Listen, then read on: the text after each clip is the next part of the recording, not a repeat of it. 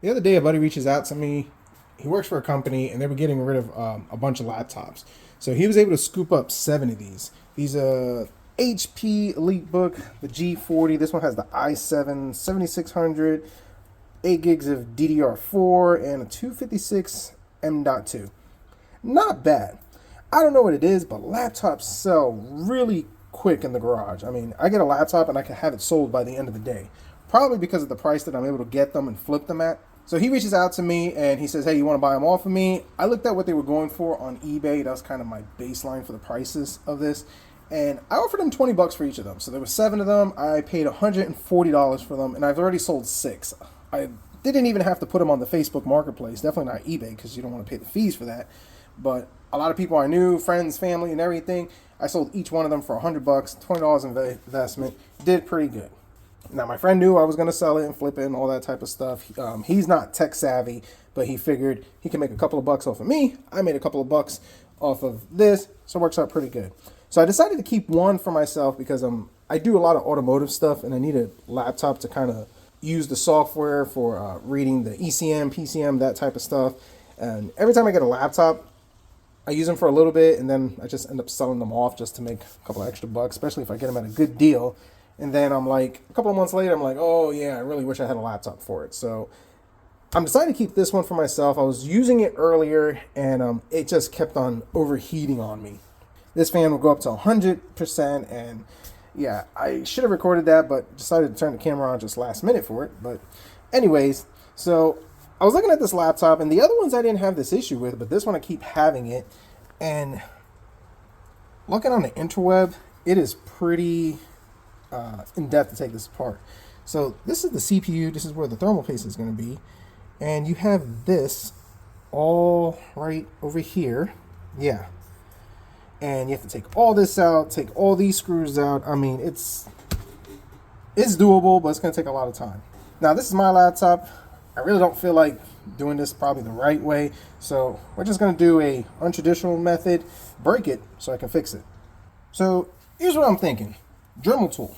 If I take the Dremel and I just cut it here and here, probably here, definitely here, I can take these pieces out, and I should be able to take this out and put fresh thermal paste on it.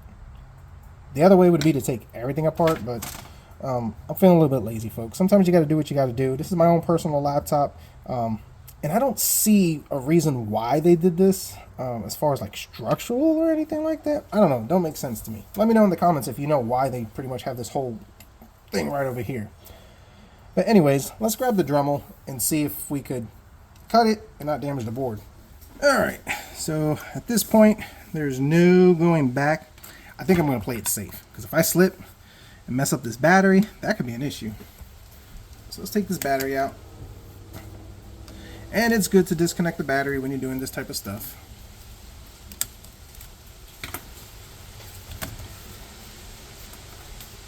Alright, much better. Let's see.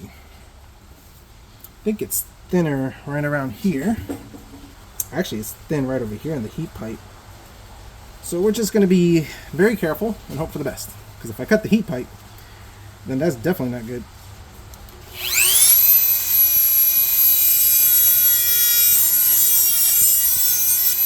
Little by little.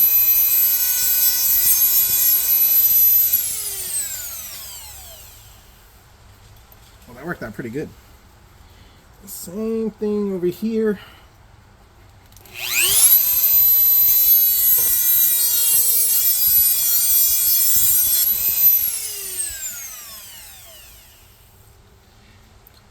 Alright, not bad. Is this even metal? Oh yeah, it's aluminum in them. So we're definitely going to have to dust this thing out. And now we got to do the same thing over here. Thinking here and there.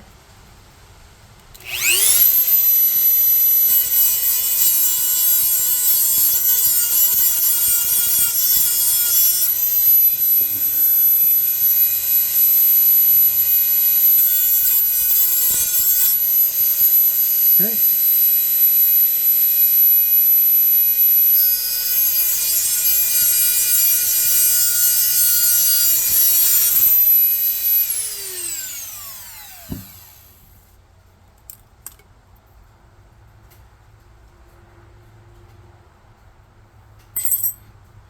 Now, I'm sure there's some thermal heat transfer for it, but I really don't get that.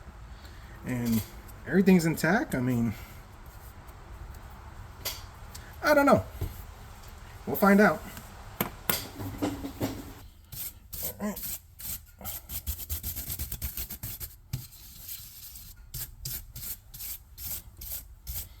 We'll get the air duster and we'll blow that off.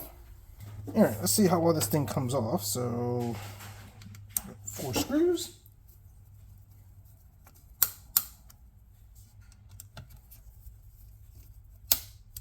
I think I got more here. Yep, 5.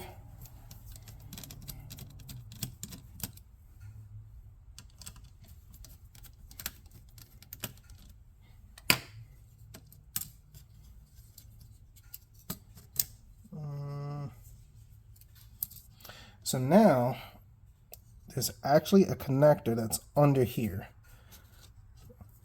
which now that I think about it, we can take this out because, well, we cut what it bridges to, so that's fine.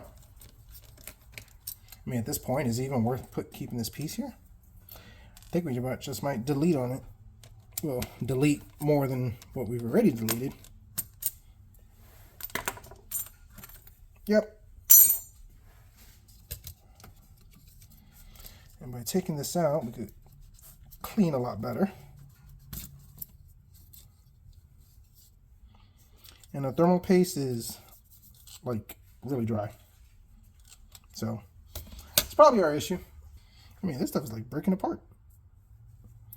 As old as this laptop is, I think it might be 6 or 8 years. I don't know. I'll post it on the screen once I look it up while editing the video.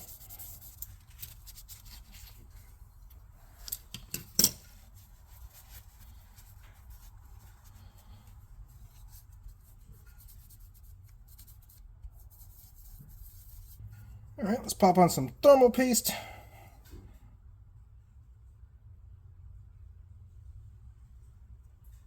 Probably a little too much, but it's perfect. And we'll spread that nice and evenly. Pop this back in. Get this in place. Follow the numerics and screw this thing down.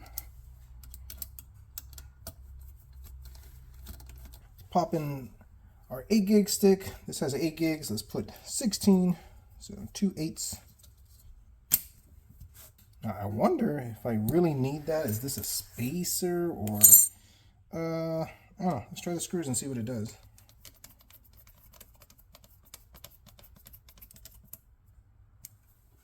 No, it still holds the board down.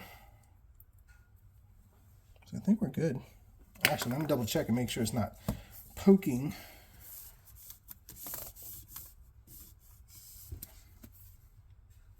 Nope. Definitely gonna need the spacer on that one because it's bulging the keyboard. So we do need that piece.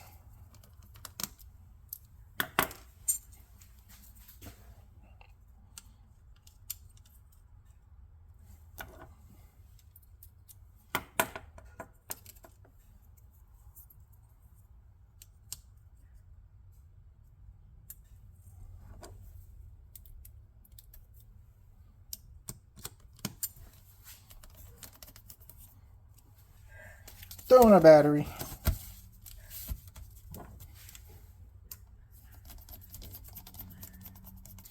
Pop this on.